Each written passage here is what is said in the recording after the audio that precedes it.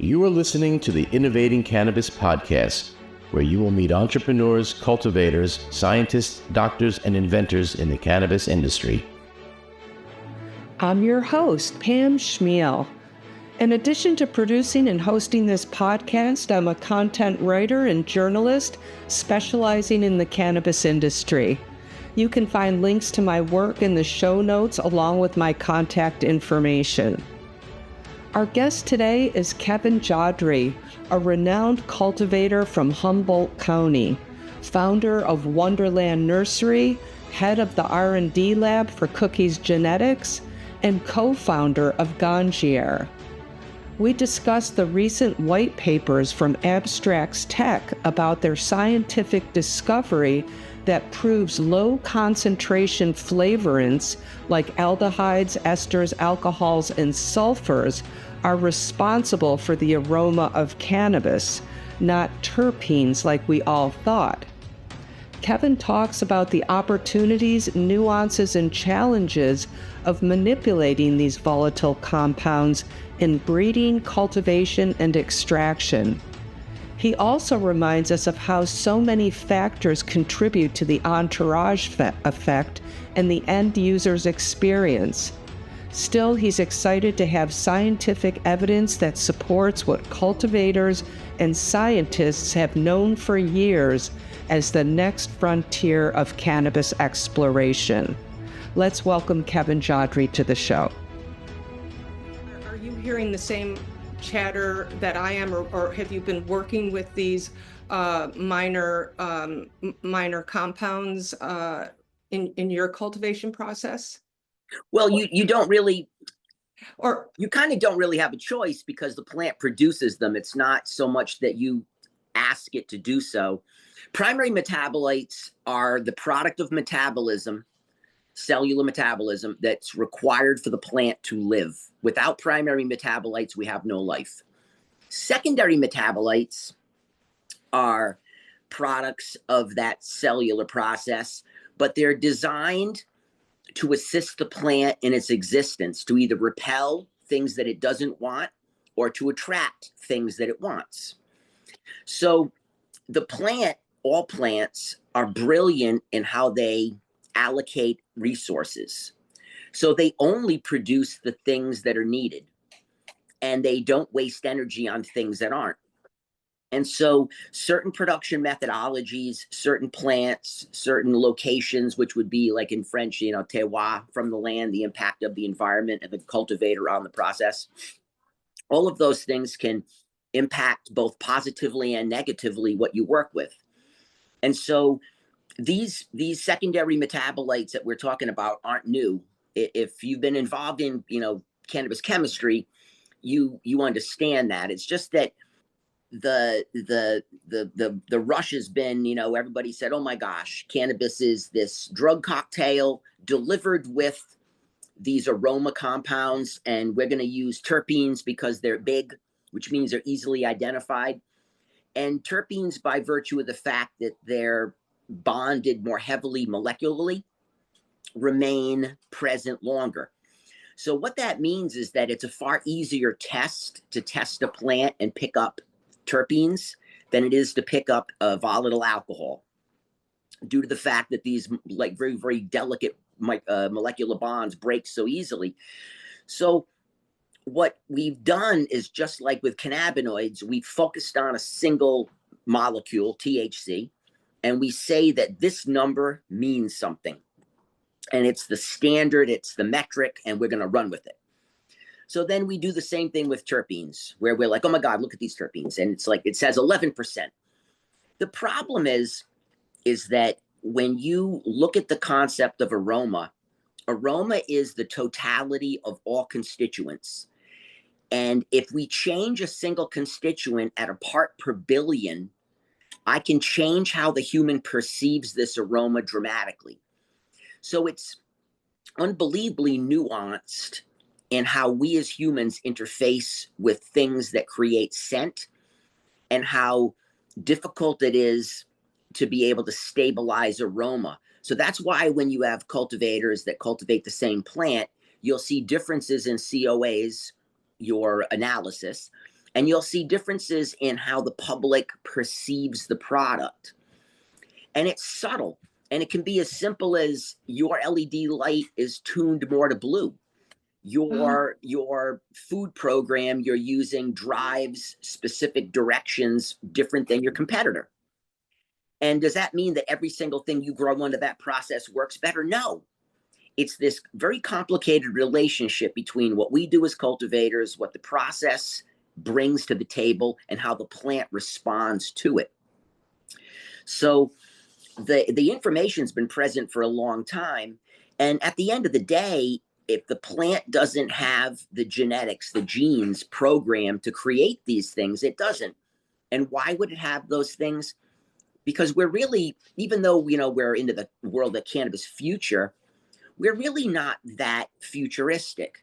We're still working with plants that we've gathered from regions around the world, and they still retain that genetic memory of the location they were from.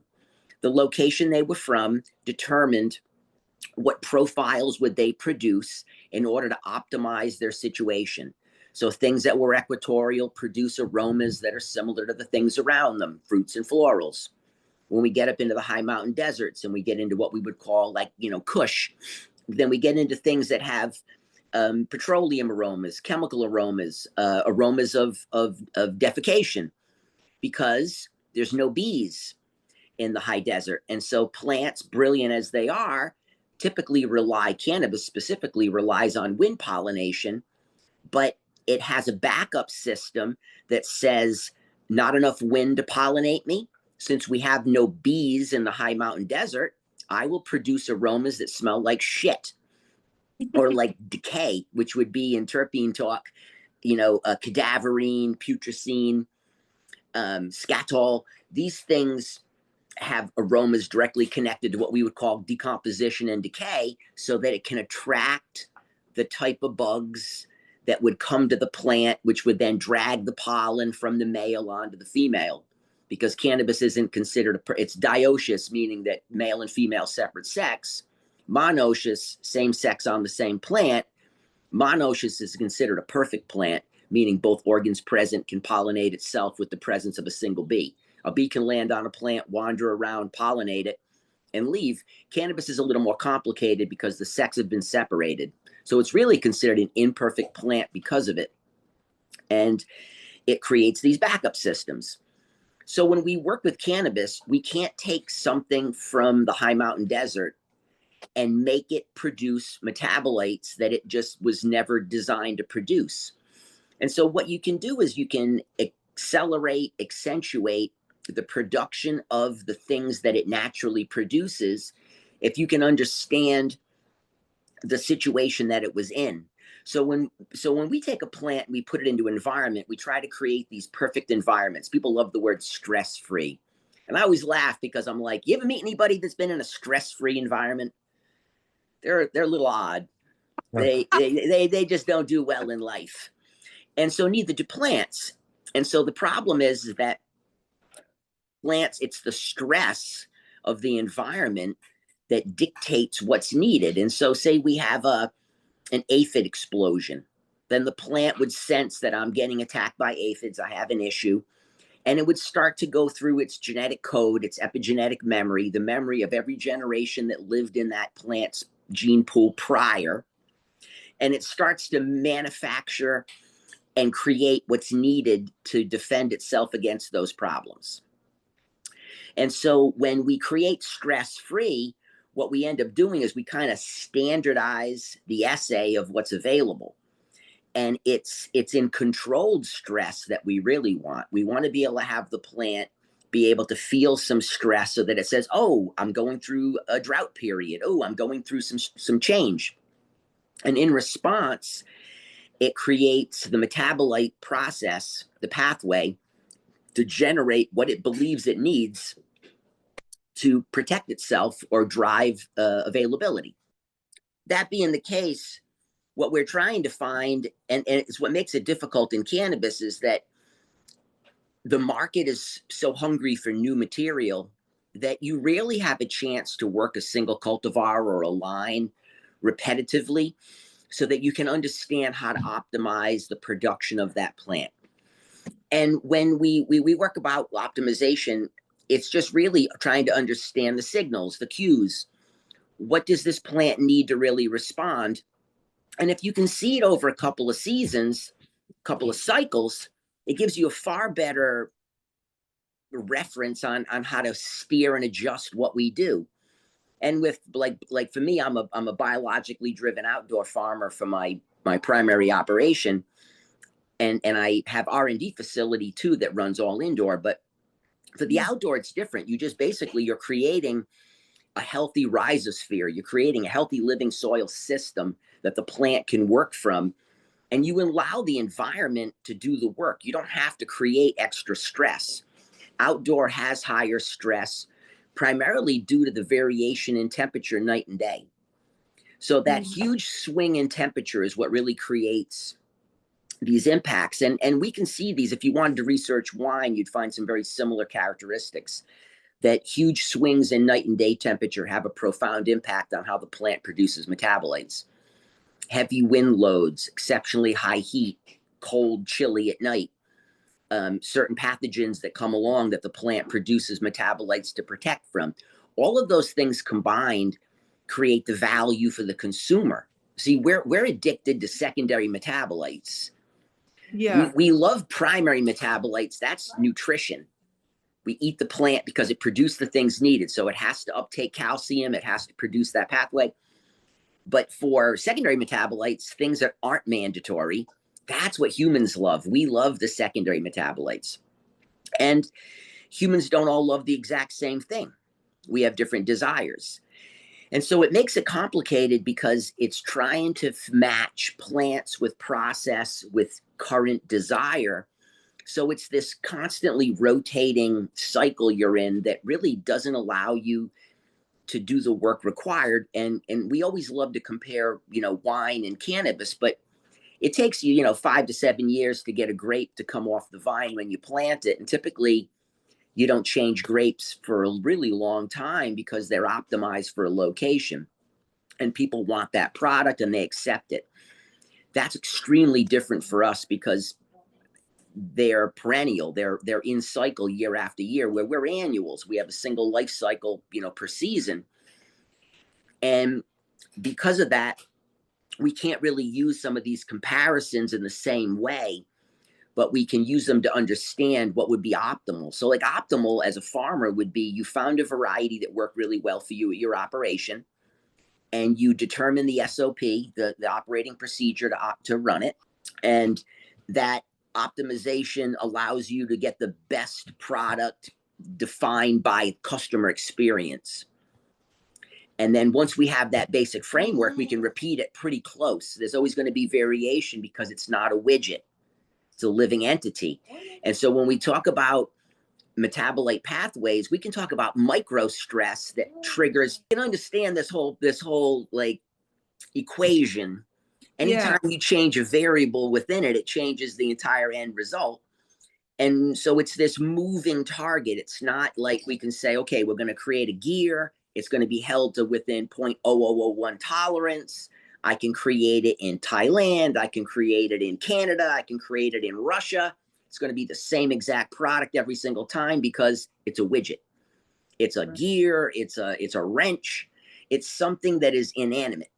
But when we start to put a life onto something, it changes it dramatically. And that's where this becomes so interesting, because not every plant responds the same way, primarily because they don't have the genetic code to produce those things. So things that are from the high deserts don't have good fungal resistance. They don't produce the metabolites that protect them from fungal issues. Why? Because they never needed to. Mm-hmm. So they don't have the ability to manufacture that protection. And then conversely, things from tropical areas don't have the ability to handle that desiccation, that drying nature equivalently. So what we do with cannabis is we take things and then we stuff it into a system and we make it operate. And the reality of it is that it's far more complicated than that to get the product you really want. And at the end of the day, it's this juggling act of finding a plant that produces metabolites that are attractive to people, and your system accentuates that development. But we don't have a way to measure these in an affordable method, right? So like in California, you're talking, 20 cannabinoids, maybe 35 or so terpenes, which to me, it means nothing. And so that's the problem with what we do, is that in order to do an essay on a plant that's comprehensive, it's unbelievably expensive. And because of the volatile alcohols, the esters, the ketones, your aldehydes, all these other molecular constituents, they're so volatile and fragile that it's easy to lose them in this process. And so we get fixated on what is this new thing that's attractive, but the truth is it's been present for a million years, or it wouldn't be there. The plant didn't just decide to do it. It was a necessity. It created these pathways to drive something that it needed or to keep something away. Right. And so it's this discovery process of looking through varieties and growing them and getting the feedback on the customer. Does the customer enjoy the product? There might be over 1,000. Cannabis might have over 1,000 different metabolites. And that's with all cannabinoids, all secondaries concluded. And so cannabis might be very well the most sophisticated bioreactor of any plant we've ever discovered, because it can create so many different things. And I think that's what the public isn't so much aware of, that this plant is not your ordinary plant due to its ability to manufacture things needed. And humans have just absolutely become, enamored with cannabis since the dawn of time, since its discovery. And I think that the modern human evolved under the influence of cannabinoids, but not so much from consumption as smoke, but from consumption as seed. So, I mean, if you really take a look at cannabis's history, cannabis is a food source, and it's still a food source in Afghanistan, Pakistan, India. It's a winter food source. It lets you get your omegas through the winter when there's no food available. So the migration of cannabis was a migration of a food source, and at some point somebody burned some cannabis in a cave to warm themselves, and they decarboxylized it, activated it from THC acid into THC, and all the other cannabinoids went from an acid form into a converted form, and everybody in the cave got high and said, holy shit. So then they're burning it in the cave, and then you go a couple thousand years down the road and they start to learn how to do extraction, where they learn how to separate trichome head from plant material, which allows them to store and hold the product better.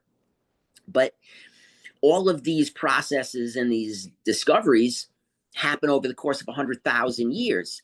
And if we didn't have a 100-year drug war, which basically wiped all this information out, we would have a far different approach to cannabis, because we would understand better how individuals used it in a normalized, holistic fashion versus what we have, which is drugs, where cannabis wasn't seen as a drug. It was seen as primarily a food source, and then it was a medicine, and then it was something that was spiritual. So it had a trickle effect. And if you're I just got back from Pakistan a little while ago, you're in an area that's been, sieving hash for thousands and thousands of years. Every farm still grows a huge crop of cannabis, but what is their primary use? Seed. Second use, they take the material and make it into tea. So they have therapy, endocannabinoid therapy. And then finally, you sieve out the resin, and that's for what we would say spiritual use, because the consumption of hash goes along with prayer cycle. So if you're praying multiple times through the day, tea, prayer, and hash all kind of go together in that cycle.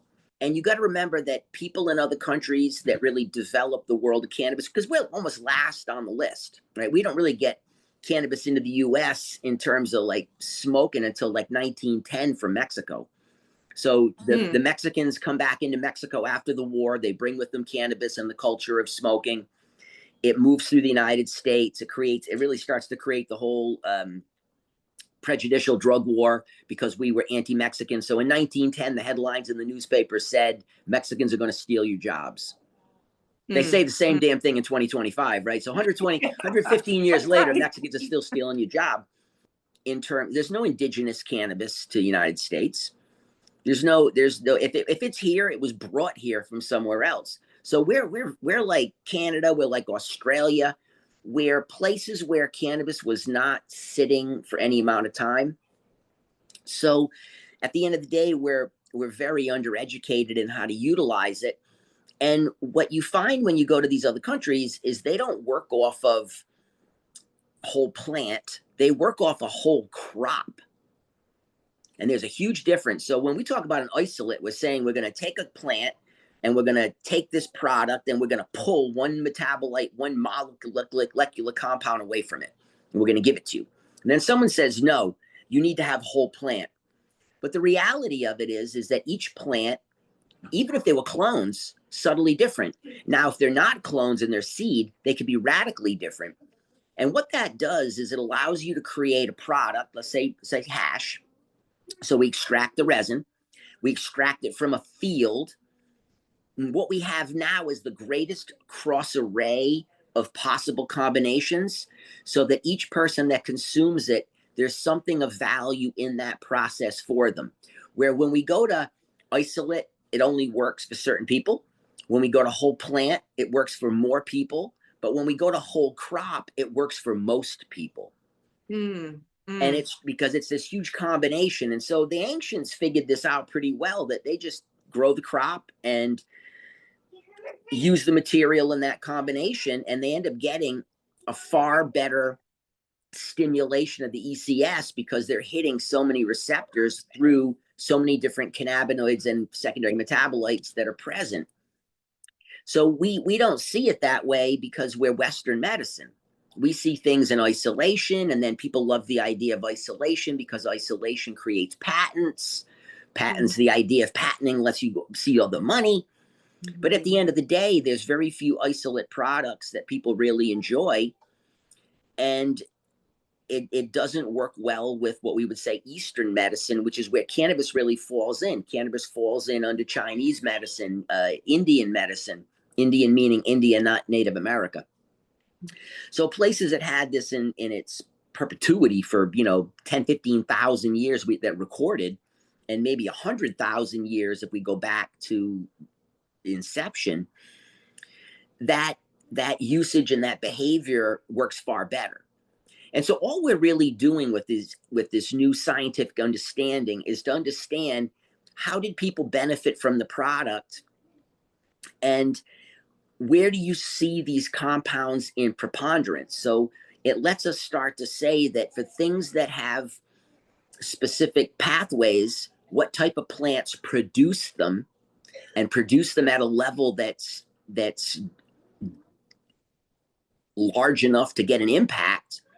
And now you start to get an educated public to say, oh, things that I seek inherently would come from these regions. Those things from those regions were hybridized into these type of plants. It's in those population of plants that I would find my best efficacy for usage.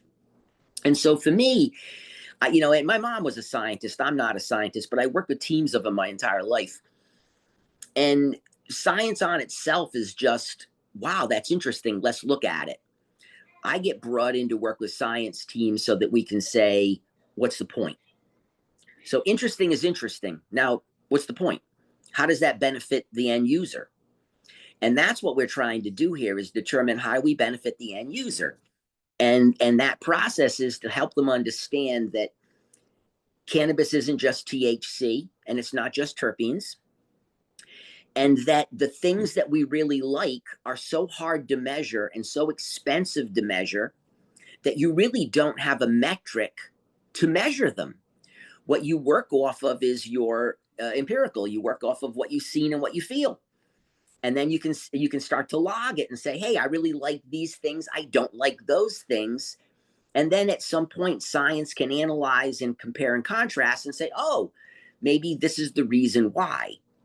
And so I love the work that Abstrax Tech is doing on this discovery, because it allows it to be publicized and brought forward. But for me, I was trying to understand how to map cannabis through metabolite because we didn't have DNA mapping at this time. So in the 2010, so 15 years ago, I hired a team of scientists to help me. They were PhD biochemists from the local university, but they were non-tenured, so it didn't affect their employment.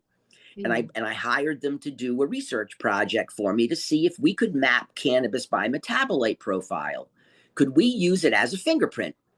Yeah. And what I found, and it was a total failure, but it wasn't a total failure because it gave me an education on what makes aroma unbelievable. Like, I got an education 15 years ago on aroma that was phenomenal. And it helped me understand that subtle change creates radical change in the plant.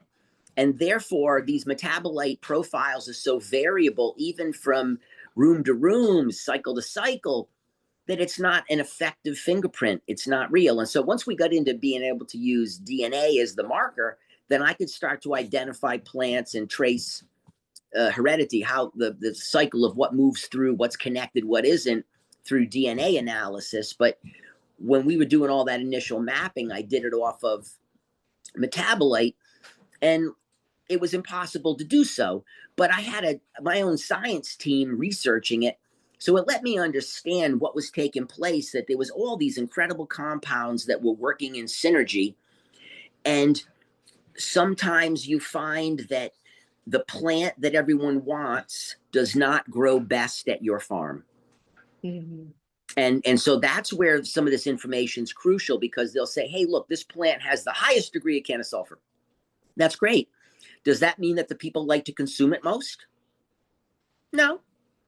This plant has the highest metabolite level. Does that mean they like to consume it most? No. It has the most cannabinoids. Does that mean they like to consume it most? Maybe.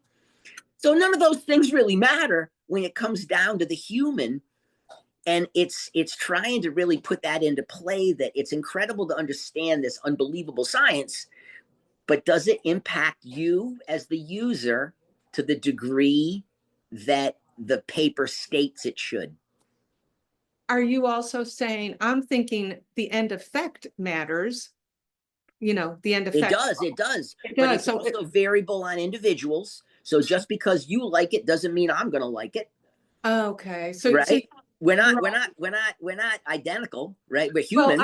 Okay. So how terpenes play into the entourage effect and can affect an effect, can affect. Yes. And we would call that, and as a simple way to call this, we would call it aromatherapy. Right. Oh, right? Yeah. Because it's aroma, but we've never done combustible aromatherapy, right? Where's that research? Show me that research where you burn the terpenes and got some effect for somebody. You're smelling it. That's aromatherapy. The minute we combust it, show me that research. Right. There is none. So that's the problem, right? Is that we take data from one set and we extrapolate the information and we apply it across everything, saying, when you smell this, this is what you get. Well, I'm not smelling it in its raw form. I'm burning it. So if someone says, well, this same thing, and I'm like, well, then THC acid and THC are the same thing, and they're definitely not. Does bringing out these secondary metabolites add more complexity to the plant? It can. It very well can. It depends on how they interact. And so just because we have more of something doesn't mean it's better in the perception of the human. And that's where when someone says, hey, I got 11% terpenes and you have 2% terpenes, mine is better. And ask the smoker, and the smoker's like, no, this is far better. It's not more of something, it's more of what. And at what ratio and in what combination, and how do they interact with the cannabinoids that are present. So it's this massive moving equation. Yeah. Because remember, it's living. We treat cannabis like it's a gear. Like we can just make it and it's the same every time and it's the same everything. And I'm laughing and I'm like, look, I got lucky in that I get to see COAs out of Israel all the time. I'm involved with some Israelis. So Oh, there's nobody that has more comprehensive data on cannabis than the Israelis do. Period. Right? oh You yeah. go to Dean Mary's lab, like their essays are ungodly, right? I interviewed him. I know it's amazing. He's brilliant, right? And so Yeah. I get to work with teams that utilize his lab services. Right? Ah, I worked in Israel, so I put the first dispensaries in Israel. oh my And God. so the thing is that when you take a look at their essays, you get 150 cannabinoids you're looking at. Now tell me how you determine how all of that works when it's part per trillion, for Christ's sakes, in some levels, but it's critical. So say a cannabinoid like THCP. THCP you find at the most minute levels, but it's 30 times stronger than THC. So if you have something that has low THC but a little higher level THCP, it's effectively far more powerful than double the THC from another sample. So the point is that we pick and choose what we like. I call it metabolite du jour. We pick and choose what we like, and we pick and choose what we think is important. And then as soon as anybody gets any information, all of a sudden they become smart, and then they start to trumpet that shit. And the problem is that you're not smart. You're just parroting what you read. Because if you were smart, you would look into it deeper and realize that it's this incredible weaving combination that's unbelievably hard to put a finger on in terms of how do we get maximal levels to get maximal satisfaction. Just because we get more in the plant does not mean people like it more. And that's the issue. And so one of the questions you had was, how do you accentuate it? What you find is that if you and I think that good cannabis comes from all systems. So I'm not necessarily biased in only one method works. You have to match the plant, the process, the operator, and the need. And when you put that whole equation together, you get what's best, and it just is. So some things are best under LED lighting. Some things are best under steered systems, meaning your crop steering. You're using control of the environment and of the water content and the food level of the pot, the block, the cube, whatever you're using, to drive a hormonal response. Some plants just absolutely do best in living soil, sun-grown systems, and that's where they get the greatest expression. And if we look at essays in general, we would say that you can drive terpene levels in any system, but when we start to get into obscure cannabinoids, obscure metabolites that the essays don't look at, but we go to, say, Columbia University and they do a much deeper essay, they say, whoa, look at all these interesting compounds produced through biologically driven systems. And so much of that is because the plant is communicating through exudate, through sugar, to microbial in the media to create uptake on what it needs. And it's controlling the herd by increasing sugar, increasing population. Then it starves them. They die. They release the food and water to the plant. This living system in response to the world around it creates by far the greatest complexity. But at the end of the day, does that mean each customer wants that exact product? And they don't. So if we look at wine, right, wine's a good example too. We would say that everyone wants, a 95-point Cabernet. Well, that's really only 15% of the market. 85 wants a light white. And it's because they like lighter flavors. They don't like so profound. So even though the red in that 15% is where you get the highest price per bottle, does that mean the majority of people want to drink it? No. Does it get the highest ratings? Yes. Does that mean everybody wants to drink it? No. So it's the same with cannabis. It's not that we can create the best product here that everybody's going to want. It's really saying, let's create the best product and then let the customer make the decision on what they want to consume. And then it starts to create this interface of not every person is my customer. Mm-hmm. And I think what the industry's doing, you see what the industry's doing is they're categorizing this, like what you're saying, but into the effects, like, sleep, chill, how they're all labeling these products. We can use that to a degree. It's if we and why can we do that?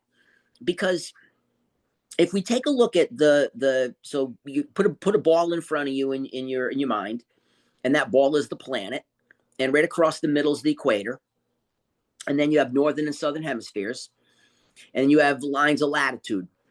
The things that are in that equatorial belt, 0 to 25, north and south, Tropic of Capricorn, Tropic of Cancer, they all produce similar metabolites because of their equatorial location.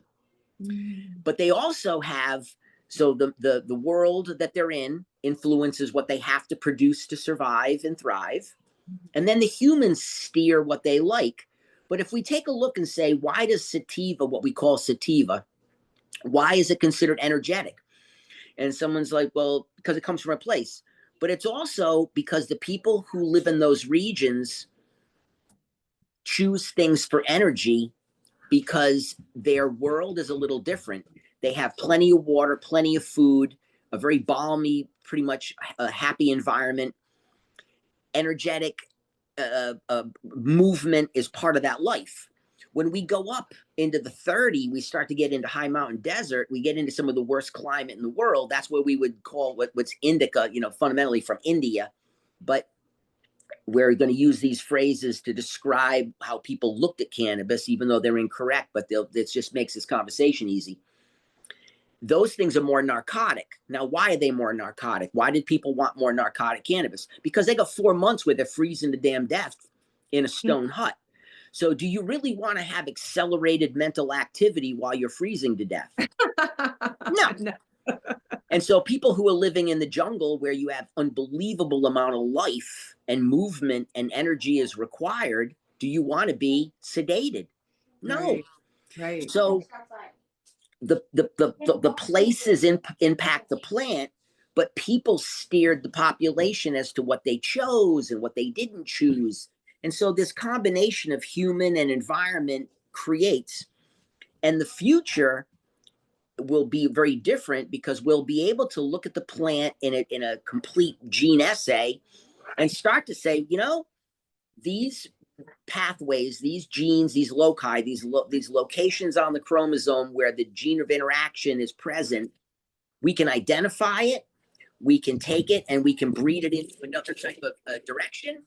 We can combine the pathways for specific cannabinoids, and we'd be able to start doing designer cannabis where we give you the effect you want, but with the profile you like. So if you like something that's gassy, fuely, it's almost always associated with the heavy narcotic effect, very profound. But say that's your favorite profile, but what you want is extreme mental stimulation because you're a coder, then you'd be able to have at some point fuel profile connected to mentally stimulating other profiles and cannabinoids. And CRISPR will allow us to do this. The ability to see the genes will happen. So we're at this cusp of what's possible, but we have to understand how we got to where we are so we understand what to work with. Okay. If you're talking about next level product development, which you have to, in order to talk about the next level, you need to talk about how you got to the level to begin with. Right? So what we're doing right now is you and I are going over how plants produce these properties to protect, to enhance, to repel, to just to be a tool, how humans are attracted to them, how they're associated geographically on the planet to where we can say something from Africa and something from Colombia are very similar, even though those plants were separated 1,000 years ago. So 1,000 years of development, and they still retain similar properties because the influence of the area is similar. And because the influence of the area is similar, it impacts the people similarly, right? So the region and the people combined form the pressure of selection. And now what we can say is, as we're going through and we're mining the cannabis genome, and we're better able to look at all these different substances, compounds, cannabinoids, and how they interact and what they do, and which ones seem to have some incredibly stimulating effects, like say THCV. So we notice, whoa, THCV seems to have some really good energy. It doesn't prohibit you from eating, but it just seems like it doesn't create a food-driven effect. So it gives you energy and then doesn't give you any come down eating. So someone can say, well, I love the THCV, but I do not like the way it's linked into the metabolites for flavor. Then they'll be able to start to say, okay, let's take the THCV, let's take the other minor cannabinoids, let's bring them into a chassis. And the chassis is just the plant that has a chassis to work in Virginia. It can handle a Virginia climate, or it's going to be in a vertical system, or it's going to be in a rockwool system. We need that chassis with these cannabinoids, with these flavor profiles, with these aroma signals. And what we'll have is we'll start to have designer cannabis. And I believe that that's really going to take place because the ability to use the plant correctly hasn't been done in America ever because of the illegality. So you're saying they're doing it like in Israel, that you think they're doing it better than us? I mean, better than what you're doing? I mean, Humboldt County. Israel. I wouldn't say they're growing better weed than we are, because at the end of the day, you know, Humboldt County is one of those places in the world where you have all optimal conditions to grow good weed. So it's just it's like Milana, India. Like, it's kind of hard to beat it. So we could put our we could put our outdoor against anybody's outdoor on planet Earth, and it'll hold up. It's just that what the Israelis are doing is that they're doing really, really, really deep dives into the medicine. So they're really starting to understand what's the medicine, and then how do we deliver it? Because there's no other medicine really delivered via smoke. Right. But it's the preference of how people consume it. Because what we know, either, you know, smoking hash or smoking weed, and then smoke is still like vaporization. It's still heat activated. So the delivery systems will change over time. But the Israelis, by virtue of the fact that they embraced the medical end of it so long ago through Raphael Mechoulam, and he discovers THC, he discovers all these pieces, they start to figure out how these things work in synergy. It's being able to get all the different nations that are working on it to be able to work together. In a perfect world, we would be able to work together to figure out, what are we doing? I would love to see cannabis that, as we identify it, because ideally you would take a DNA test for you, and that would let us take a look at your genome, and it would let us understand what your receptors were. And then you'd be able to match your receptor need with cannabis that had that receptor stimulus. To me, that's the future of this, is we really look at holistic medicine, but we take some of the mystery away so that you're able to steer people a little more accurately. And I don't like the idea of all the mystery being gone, because I don't want to know you 100%. I would love to have some mystery left in you, so that it always keeps me wondering. I just want to know enough to empower me to make good decisions. But some things are beyond our understanding, and science. And because, like I said, my mother was a brilliant scientist. And so I grew up in a house with a brilliant mother of a scientist, where my mom was the woman who electrocuted every kid in the neighborhood with a Van de Graaff generator, so all our hair was standing up. My mother was a scientist who just couldn't stop doing experiments. And she was extremely successful in her professional life, but she lived that shit at home. So there was nothing that I found in the yard that was dead that I couldn't bring home, and we would dissect it and label all the parts. And I mean, it was incredible. I got really lucky. It helped me understand science from a brilliant woman who also understood that science is limited. If we listen to science, bees can't fly. Well, they seem to fly, but science says they can't, because they don't understand how the mass of the bee is supported by the wing. So the bee is a scientific anomaly. I never thought of it. That's amazing, because it's such a heavy body with such a small wing. So they don't really understand the flight of a bee. So the point is that bees fly, but science says they shouldn't. And so my mom was clear to point that out when I was like 5 years old. And she said, just remember, she said, what we're trying to do is understand continuously, but realize that you can't embrace it as if it was always the truth, because we only know so much. And so if we look at Copernican theory through astronomy, well, you would get burned on the stake if you questioned that the sun didn't rotate around the earth. Right. And so we find out later on, well, the sun's not rotating around the earth. Mm-hmm, But it was without question real. We take Newtonian physics and we say, this is how the world is working until we get to the subatomic level. And now it's quantum physics, and they don't follow the rules of Newtonian physics at all. Which I don't know much about that, but it's just how matter works in interaction. But the point is that we love to take science and say, this is what science says. And I'm like, okay, give it 5 years and let's see what it says next. Yeah, exactly. So what I know is that I am clear about the thing that I do, which is produce products that people want to consume. That's what I focus on. And I try to understand, what did I do right or wrong? What worked well? And how do we repeat it to the best degree? And the more information we have, the better, because at the end of the day, what it does is if anything, it captures the eye of the customer, the public, and it helps them understand the complexity of cannabis and its unbelievable applicability. And that's why you can't compare alcohol to cannabis. And I'm involved in all kinds of wine related shit. But the irony of it is that you have the greatest, palates on earth looking at wine, but they spit it out because there's only one molecule you're judging for the drug, which is ethyl alcohol. With cannabis, it's a cornucopia, so you can't spit it out, and you must experience the effect, because the effect is not the same from cultivar to cultivar. Right.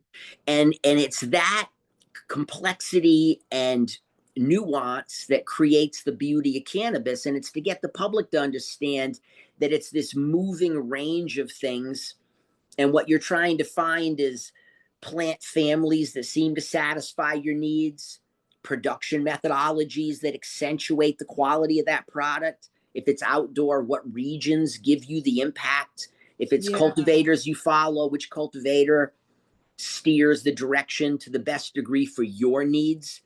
But does that mean that you're 100% satisfied? I'm going to be 100% satisfied? No.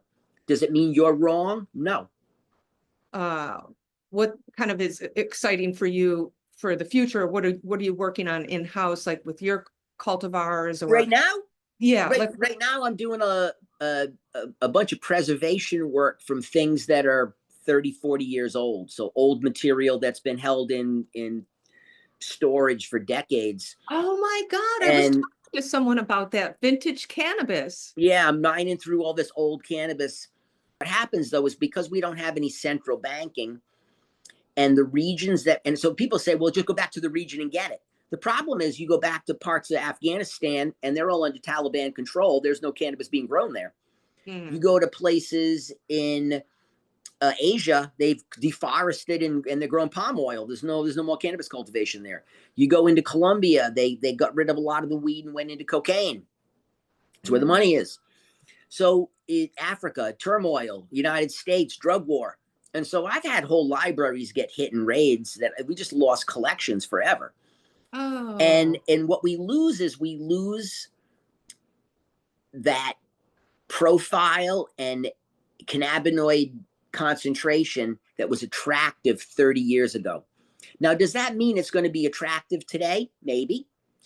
But the point is, you got to pull it out to take a look and say, whoa. And what we notice with cannabis in terms of going back in time is if we can go back in time prior to COA, what we seem to get is better experiential cannabis, because the COA screwed us, because what it did is it said THC is important. And every single project from that moment forward, which would have been like in the mid 90s, went towards more THC at the expense of all these other metabolites. And so if someone's like, well, you can have that and have them all. And I'm like, you have a basket. The plant can produce 100 items. You got 80 items that are called THC. That means there's only 20 items left that can go in the basket. So if we have 40% THC, 40 THCs, now we have 60 items that can go in the basket. Does that mean that more THC is going to give people a better impact? Not necessarily. It's just that we started using that metric and it became the metric. Then the new metric is terpenes. The terpenes are important. These terpenes are important. These 5 are important. Now we're going to go to sulfurs. It's sulfurs that are important. It's this is important. Sulfurs, right. It's important to you because it's current in your world. But to the customer, they don't give a shit. If you want to turn a customer off, take them into some chemistry. I know. Hey, this little molecular chain and this carbon-based chain, they don't give a shit. They want to know, does it work for what I need? And if it does, then they're able to start to ask you what makes it work, and are there things that are comparable or similar in case I can't find this exact thing. That's why they need to know eventually. They need to understand, but it's not imperative for their impact of quality to understand. It's the fact that they got the experience, and now they're able to say, that one worked for me. Could you please help me understand why, so that I can find comparable products in case I can't find that product? And I think, a lot of people, of course, just want the head high, but there's a lot of people using it for PTSD, anxiety. But head high is also, if you say head high, then we're saying that they want to be elevated. That's medicinal. Yeah, right. It's medicinal. You want a change of state of mind. And primarily it's either, if you take a look at the data for Medican. So Medican's the largest medical provider for recommendations in California. So they're still in business, but they started when Prop 215 lit up. Nobody has given more recommendations than Medican. So millions of recommendations. So their data set by far is the most comprehensive. And that's Dr. Jean Talleyrand. So, and I know Jean, right? So John and I are working on something, and he says, Kev, he goes, 95% of the people that have come through my office over the last 30 years fit into one of 4 categories: mood, appetite, sleep, or pain. 95% of the population seek one of those 4 things from cannabis. So wow. Our desires are relatively simple. It's just the problem is that you and I both have different ECSs. So just because this is going to work, no, it doesn't work for everybody. It's very, very rare that you can find something that works for so many people. There's always going to be an outlier. But if we can find clusters that work for many, then we can start to say, hey, this cluster works for many. And through chemical analysis, and using AI as your statistical weight, it would be able to say this one and this one, when compared, are statistically significant in that the odds of it working for you should be good. The consumer would want to know, if they buy a product and it works for them really well, what they want to find out is, what is the product that I'm smoking and how is it produced? Because the production methodology is going to have a distinct impact on the metabolite production. And it starts to allow people to be able to say, whoa, I really seem to get the best effect from things that come from LED-driven chemical systems. Right. But their sister says, I do best when I consume cannabis from a living soil farm outside. But you want to be able, and what we do in cannabis is we constantly fight over what's best, which makes no sense to me, because you're trying to say that all people should like your methodology best. And that doesn't make any sense. What makes sense is that we all choose the methodology that works best for our ethos, and we create products that are produced under those constraints. And now it's to find the clients that want those products. And if nobody wants your product, well, it's a pretty good indicator maybe you're going the wrong route.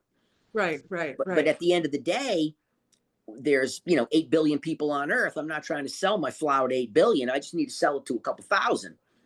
And that couple thousand would find that my product worked best for them, for their needs. Right. It's finding all those compounds that are working together. But maybe that's the thing everybody's going for in these metabolites is if they, like in the drying and curing process, if they take it beyond the lime and it turns into, gassy something, like you take it too far in the curing process and it turns it into something else. The thing is that it's you have a living cocktail that, and once we kill the plant's dead, but the chemistry's still moving and polymerizing. So curing would be defined as post-drying metabolite stabilization, but it's still going through this process through its entire existence because they're chemicals that are going to respond to oxygen. So even if you put it in an oxygen-free environment, there's still going to be activity that occurs. And so it's always moving. Cannabis is never, this is this and it's that forever. Right. It's a massively complicated chemical cocktail. But what we can find is information of, hey, when you're drying, if you can keep the temperatures down, you don't flare off so many of your volatiles. If you can get the water activity down quick enough, you can reduce your issues with bud rot. And then you have an ability to control that stabilization process. I don't use the word curing because curing is really a very defined process. If you want to look at curing meat, where you're taking something and you're holding it at a very specific temperature, humidity level, and you drop it progressively over a, say, 2-month period. It's extremely controlled. You can't do that with cannabis because the idea that all cannabis cures the same, it doesn't. Oh, it doesn't. So they're different, right? And so you feel your way through. And I use the word stabilization because if we use the word curing, it's kind of like using the word strain. Strain really is microbiology. Strain is a type of bacteria. Oh. So if you and I are both in science and I'm talking to you about cannabis strains, they're like, cannabis has got microbiology strains? Oh. And no, I'm using the wrong word. And so that's the problem is when you talk to people who do curing, we don't really cure. We just hold and stabilize, and it allows there to be the off-gassing, the stabilization, and a settling of what the expectations are. But certain types of stuff, equatorials, might take 6 months to stabilize correctly. You can manipulate it by correctly allowing the plant to go through the process. And so what you're going to find is that you have to get the average water down out of the plant, or you risk mold issues. So you got to dry the space, and you have to do it at a pretty reasonable rate of speed, or otherwise you have microbial potential. But you go too fast and you're driving temperature, you flare off all these delicate metabolites. Right. You take too long and you create mold issues. And so there's this nexus of how fast do you need to drop the water? What's the ideal range we work within? But different cannabis moves at different paces. So outdoor herb, due to the fact that it has to protect itself from desiccation due to winds and high heat and lack of control, it forms a lot more lipids. It forms a lot more waxes and fats. That slows down the release rate through the stomata, through the plant itself. So a plant that is resistant to desiccation means it's not going to release the same in the dry either. Now, plants that are far more equatorial based, that are open, looser, that are meant to breathe moisture, well, they'll dry quickly. But if you dry them too fast, you flare off all their volatiles. So you put two types of plant in the same space, and it's like, I'm always like, it's like taking a trip with 5 kids in the back seat of your car. It's a nightmare because who are you trying to make happy? The driver or the 5 kids in the back seat? So it's the same deal. It's not that anybody's wrong. It's just purely the type of cannabis dictates the process. The location that it was produced dictates the process. This shit is not standardized. It is not, you do this and you get that. You have an SOP for a process, a location, and a plant, and that has to be adapted and evolved for every single different plant you use until you can kind of get clusters of things that operate similarly. So we say that these 5 plants all basically dry and stabilize at a similar rate. We can put them all in the same space. But if we try to control 5 different plants that have 5 different desires and do that, we're going to get 5 different results. And so which one are you trying to focus on? If you focus on the one that needs to dry quick, then you're going to damage the one that needs to dry slow. You know, this is what the scientists or the cultivators are kind of looking at now. How can we make this better? And then the perfume industry uses these secondary metabolites to create their perfume. Oh, 100%. Yeah, it's amazing. Perfume is the ultimate in olfactory ability. But how they're like, from what I was reading, that say this certain ester or whatever, I'm probably wrong thing, but like it volatilizes very quickly, so they'll use it at the front end when somebody yes and we want that with cannabis too, because what we want is we want to be able to have things that are very aromatic under neutral temperature, so you're getting seduced. Oh yes. And then as you burn the product, as the heat increases, the multi-bond, so you go from monos to sesqua, you start to go into these more heavily bonded compounds. And what it does, it takes you on this journey. So the front of, say we're using a joint, the front of the joint is these light, bright, really interesting flavors, and it starts to thicken. And as we get to the end of the joint, you're into some really heavy, thick, full flavors. But the entire time you had a good experience. If we focus only on the light and bright, it's only in the first couple hits that you get it. And if we focus on heavy, we don't get really any mouth up until maybe a third of the joint's been burned. So it's combining metabolites in effective ways that allows the individual to be seduced and drawn into this whole process. And that's perfume. What are you doing? I mean, I would love to add this on the podcast. Just like, what are you doing now? I know you said you're looking at these vintage. Well, I mean, and what I do is I'm a farmer. I'm the founder of Cookies Research and Development. So Cookies, the brand, my nursery became Cookies Research and Development. So we do the R&D for Cookies Global. Oh. I'm the co-founder of the Ganjier program, which is a cannabis sommelier program. And a lot of that is all built off of work that I did in defining how cannabis can be broken up into some very simple scent categories. And it was so heavily challenged scientifically, it proved itself true.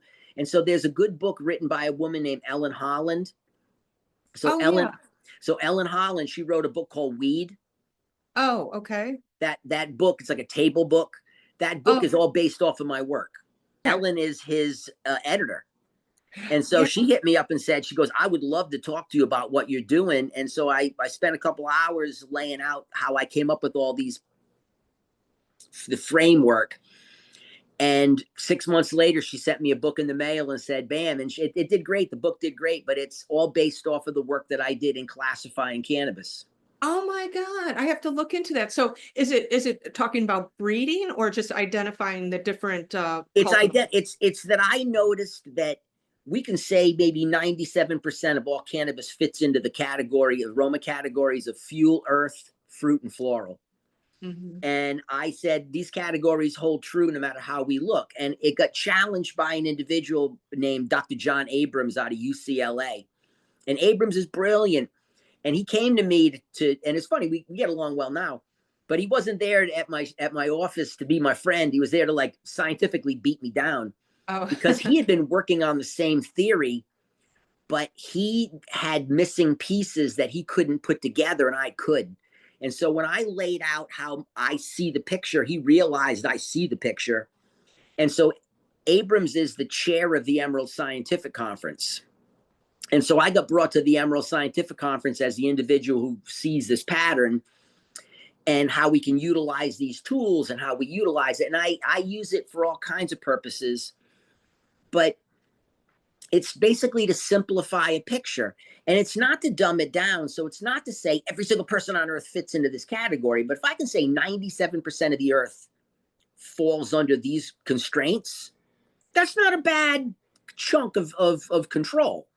So I don't look at absolutes, but I'm like, look, if I get 97 out of 100 that are following the program, I'm obviously doing something right.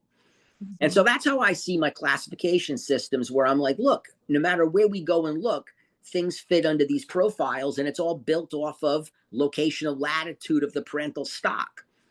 Now, in 15 years, when we're able to start taking metabolites from one plant, combining them with metabolites from another, and getting them to really interact in the way you want, we're not there yet. To me, that's designer cannabis. And people get all upset with it, like, you know, you ruining the thing. I'm like, no, designer cannabis would be wonderful. You'd be able to get a plant to give you exactly what you need without what you want. So for people who would like to have some sedation, maybe they don't want the appetite stimulation. And for people who want energy, maybe they don't want too much mental stimulation to go with it. Can we adjust the throttle on some of these properties? And I believe that that's where the future lie. The kids of today do That's not. what I'm talking about. Yes, the kids of today are not into drinking or smoking. I know, it's They're amazing. smoking less, drinking less, and smoking less. But it doesn't mean they don't want to do drugs and not, I don't mean that in a negative way. Humans love ethogens, right? Humans have always loved to be affected by products. Tons of mammals and animals do.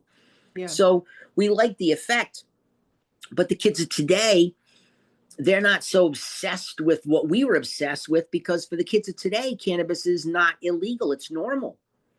So for them, it's like, what does it do for me? Not just, oh my God, I can't wait to go smoke the forbidden weed. It's what do I get out of it? And if we can give people the ability to enhance the quality of their life and deliver it in a manner that works for them, that's success. Yeah. It's not to make you adopt what I do. And I never function like that. I serve. At the end of the day, if you're in business, you serve. You don't tell people what to do. You listen to them and you respond. That's right.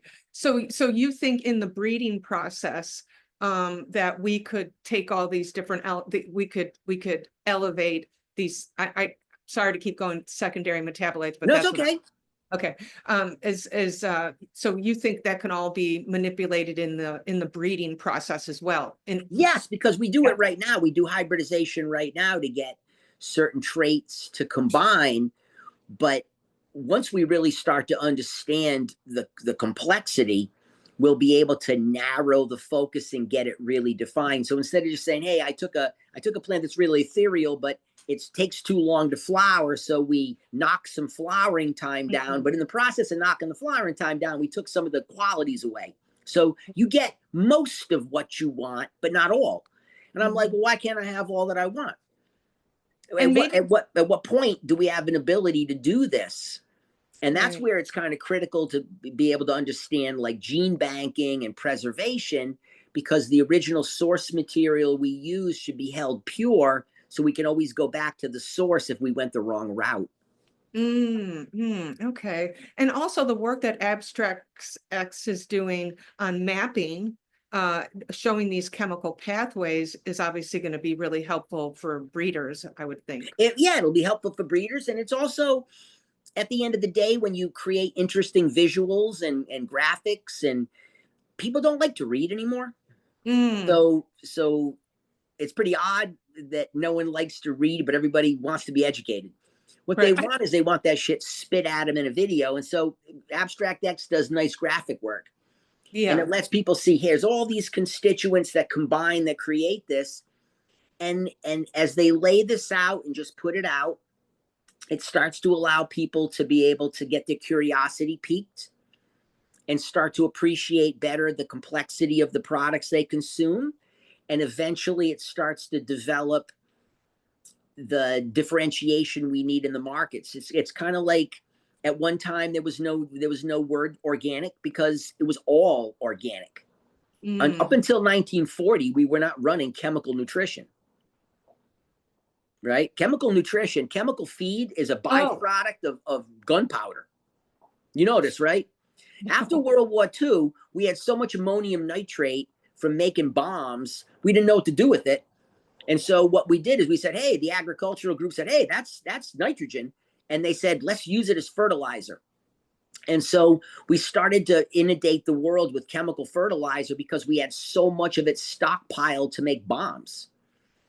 And at first it worked great because the plants uptook this nitrogen, they exploded, the crop yields went up. First couple of years, incredible. Everyone says, oh, it just destroys organic ag. And then a couple of years later, it plateaus and it goes on this decline because what you're doing is you're making a saline solution in the soil that is killing the microbial life, that is ruining the ability for the soil to bind, and it becomes dust. And so, and then you also have no relationship between the plant and the microbes and the soil. So the plant can't create and mine what it needs. It just gets what you give it. So we say that plants only need 14 elements, but that's like saying you only need carbohydrates, proteins, and fats. Don't worry about any of the enzymes. Don't worry about any of the mineral. And you're like, no, if I don't have those, I'm screwed. And they're like, no, these things are the important ones because we've said it. Well, the problem is it's not real, and we know that. So you look at human nutrition, people are fucked. And you look at plant nutrition, and it's fucked. But it's all really based off of an industrialization model of utilizing things that we didn't use prior, but we had a surplus. So once we went into chemical agriculture, we had to start to say, oh, well, this is organic agriculture, different than chemical agriculture. But the problem is that when you get into this world, by the point of time now, it's just words. People have no idea what it means.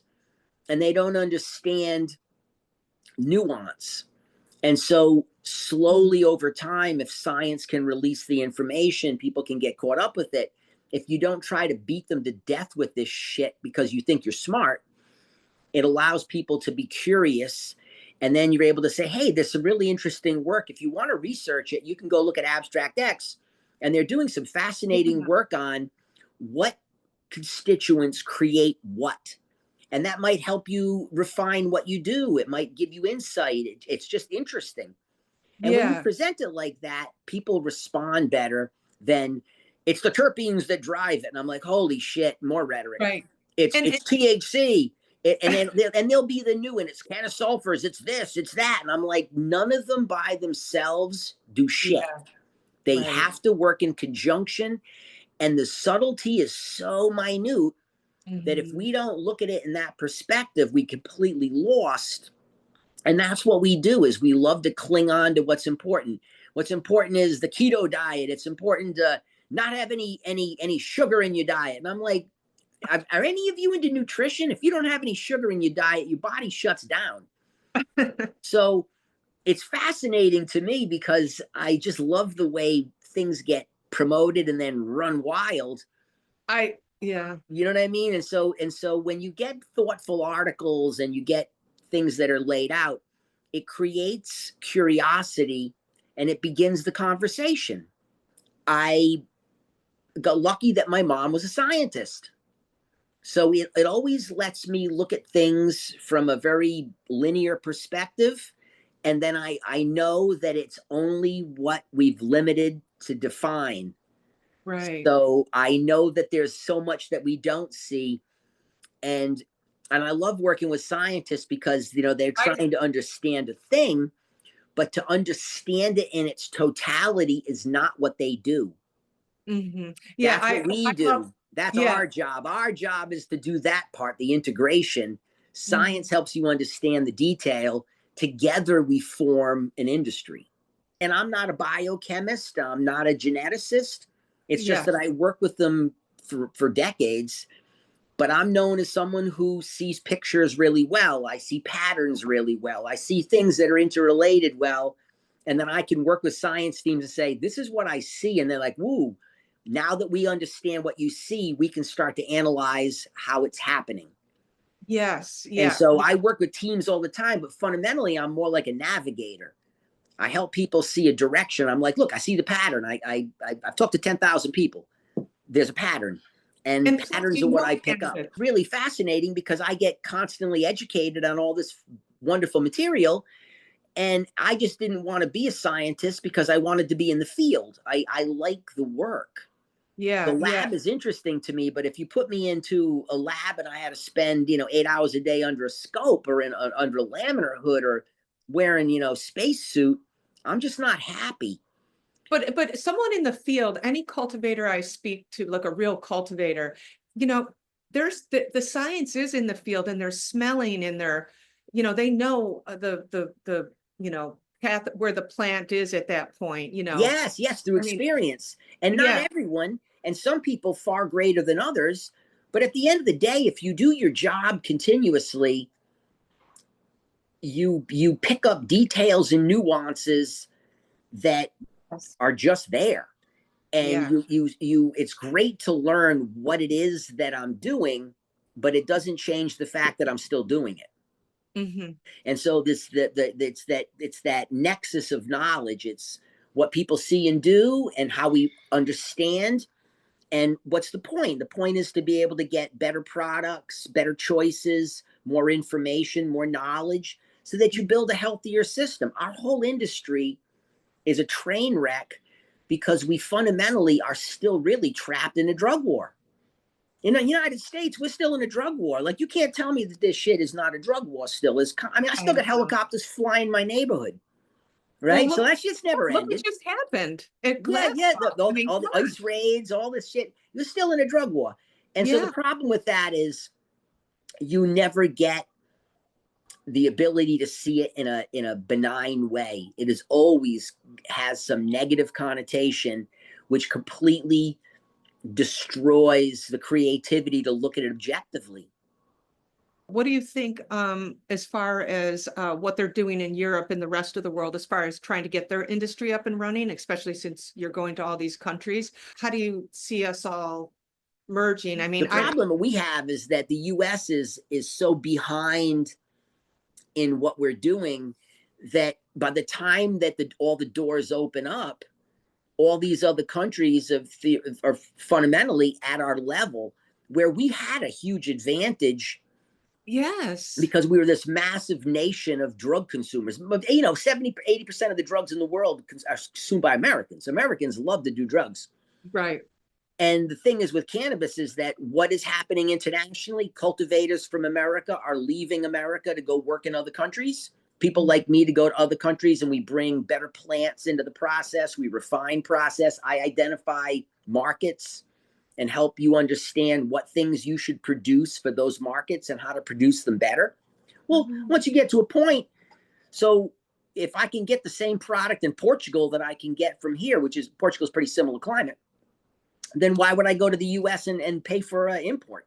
The only thing that we're going to have an advantage on perhaps is the fact that California is a global powerhouse agriculturally, Mhm. but we're lagging and going so slow because our political system is so convoluted that it lets all these other countries basically take over, and it minimizes our ability to move product into these countries.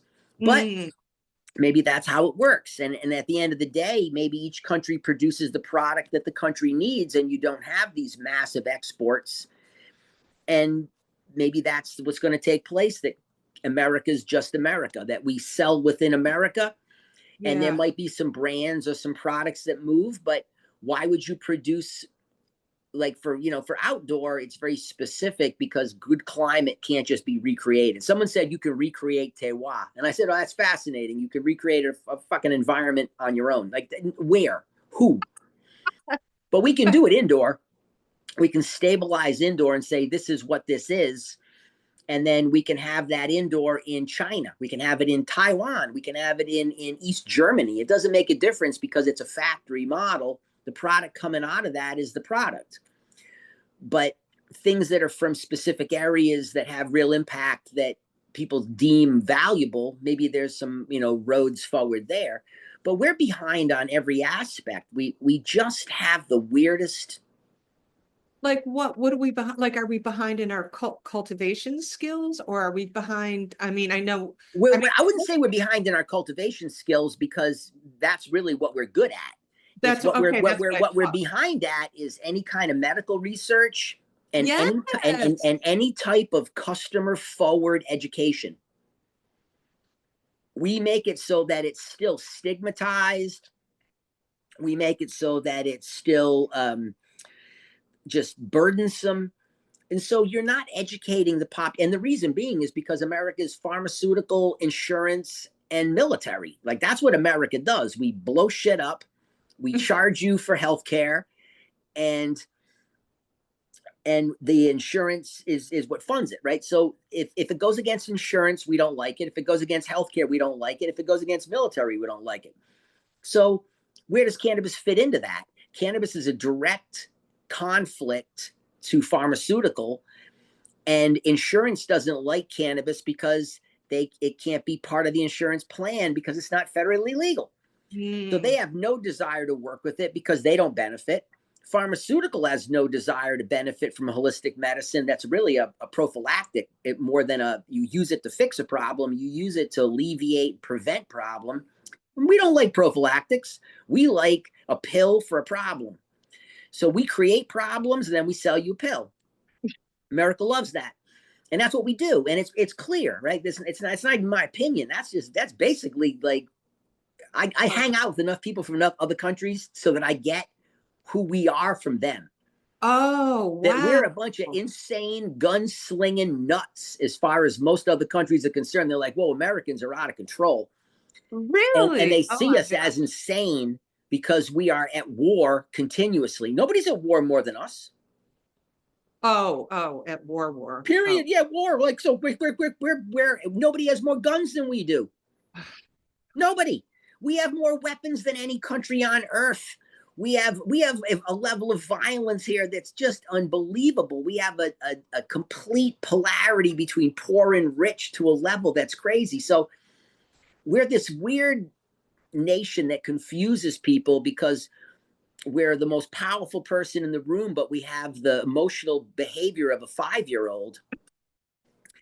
And it just makes it to where it's just cannabis is a substance that is just in opposition to alcohol. It's in opposition to tobacco. It's in opposition to pharmaceuticals.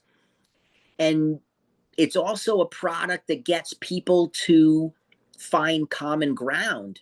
And we don't like that. We want to have separation. We want you to have problems with gay people. We want you to have problems with black people. We need you to have problems with brown people because we're going on a brown war right now.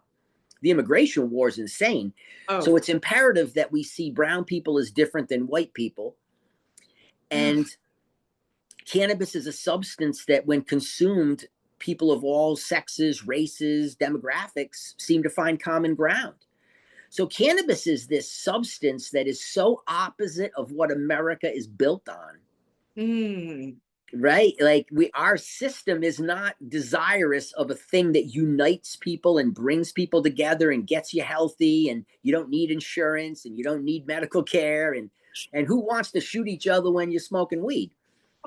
No, right? So that's what we have the problem with, and it just doesn't allow us to make intelligent movement to say, look, not everybody should smoke cannabis, but pretty much most people could benefit from it in a variety of ways, even if it was used for most as a topical. Yeah. To where you're getting inflammation relief. You can use THC acid, CBD acid, CBN acids, THCB acids in the acid form. The body responds to it radically differently. And it gives you an unbelievable holistic boost, which is why all these countries around the earth consume this shit for millennia. And we just don't want that information out because it would be contrary to the industries and businesses that are in play. And if you look at Canada, big alcohol took over cannabis in Canada. They're the ones that really funded all those major operations. What was their goal? To fundamentally be InBev, where InBev, which is an American company, 1/3 of all alcohol beverages sold and consumed are from InBevs. I mean, so 1 out of 3 people drinking booze is from you. That is an ungodly level of control. They wanted that same level of control in cannabis. They just couldn't pull it off. They just didn't have the ability, and it's been some real catastrophic failures. And so because they failed, they didn't drive it forward, and then they pause and hold, and it's just, we're just in a world of control.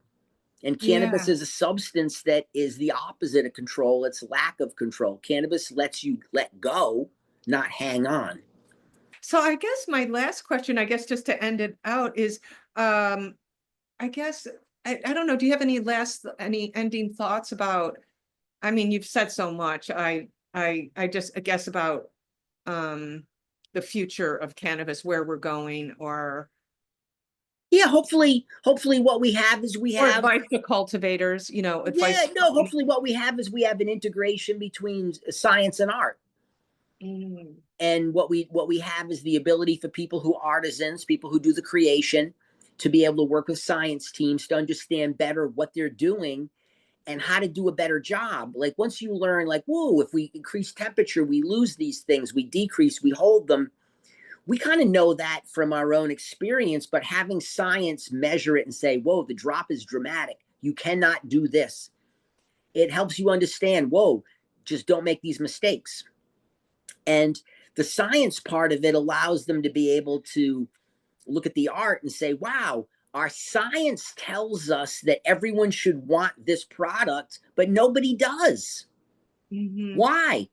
And it starts to let them understand that what they're measuring might not be what's important. mhm, And so science needs the art to refine the process, and art mhm. needs science to substantiate the behavior and the process itself. Right, And right. my desire has always been to see that. And my desire is to see people come into the industry of cannabis that have no connection to cannabis. They're just curious and desirous of doing interesting things. And with it, they bring new creativity. They bring new insight. They bring new direction. I Mhm, don't think that we did a really good job. We did the best job we could in an illegal entity. But mhm. that doesn't mean I think that I'm limited because I'm a veteran of the drug war. I mean, I'm all my felonies are expunged, but I mean, I've been collecting felonies since I was 13. So I got a stack of them that all my juvenile felonies for cannabis got expunged, and then all my adult felonies for cannabis got expunged too. But it doesn't Wow. change the fact that I'm a multi-time felon over the course of my life. Oh, so I have a really polarized opinion on law enforcement and the court system. It limits me because I can't see past some of those details. And I hope that with the normality of cannabis, people can come in without that burden. And so But I see myself as really just a link in a chain, and as I'm more of a stepping stool than anything, where people can step on my back and go to the next level, so that what we have is a better industry that serves the people better, rewards the participants better, and allows there to be some normality to where you're not always constantly having to defend what you do because you're seen as some kind of criminal or drug addict.